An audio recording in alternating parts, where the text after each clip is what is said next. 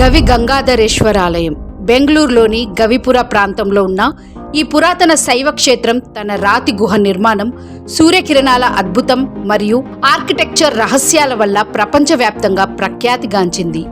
గుహల మొదటి నిర్మాణం శ్రీకృష్ణ దేవరాయల కాలానికన్నా ముందుదే. ఈ ఆలయ గుహలు 6వ శతాబ్దం అంటే పల్లవ చాణక్యుల కాలం నాటివని పరిశోధనల్లో తెలుస్తుంది. సహజ రాతిలో భాగం ఉండి దానిపై కుత్తిన విధంగా నిర్మించబడింది. మొదట సాదాసీదా శివలింగం ఉన్న చిన్న గుహగా ఉండేదని భావిస్తున్నారు.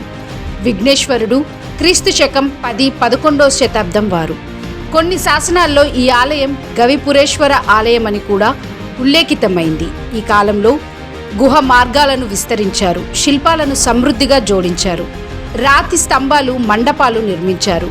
గవి గంగాధరేశ్వర ఆలయం అభివృద్ధి ప్రధానంగా మైసూర్ వోడేయార్ రాజుల కాలంలో జరిగింది.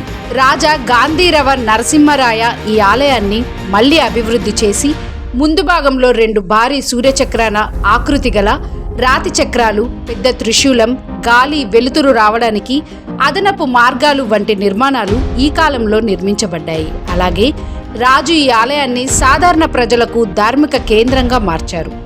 ప్రతి సంవత్సరం మకర సంక్రాంతి రోజు సూర్యుని కిరణాలు ఆలయంలోని గుహలోకి సరిగ్గా నిశితంగా ప్రవేశించి శివలింగాన్ని తాకుతాయి.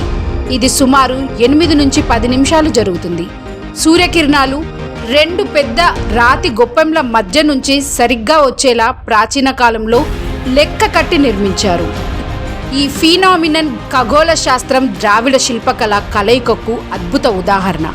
ఇది యాదృచ్ఛికం కాదు అని ఆధునిక పరిశోధకులు చెబుతున్నారు. ఇది పూర్తిగా ఖచ్చితమైన ఖగోళ గణనలతో నిర్మించిన ప్రణాళిక. ఈ ఆలయం కుత్తిన రాతి గుహ అంటే రాక్ కట్ కేవ్ టెంపుల్ శైలిలో నిర్మించబడింది. సహజ రాతిపై కోస్తూ గుహను రూపొందించారు.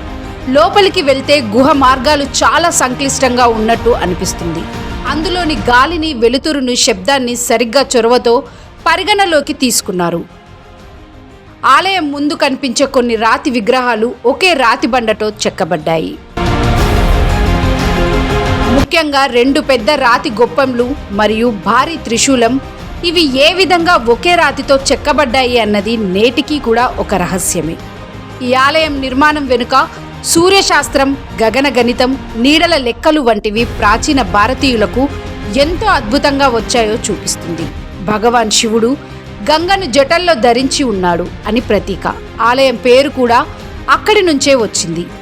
ఈ ఆలయం అసలు ఎందుకు మిస్టరీ టెంపుల్గా ప్రసిద్ధి చెందిందంటే సూర్యకిరణాలు శివలింగాన్ని తాకే ఖచ్చితమైన నిర్మాణ రహస్యం ఉండడం వల్ల, చెక్కిన రాతితో చేసిన భారీ గొప్పంలు, త్రిశూలం ఉండడం వల్ల, రాతి గుహలో ప్రతిధ్వనులు, గాలి ప్రవాహం వంటి ఇంజనీరింగ్ అద్భుతాలు.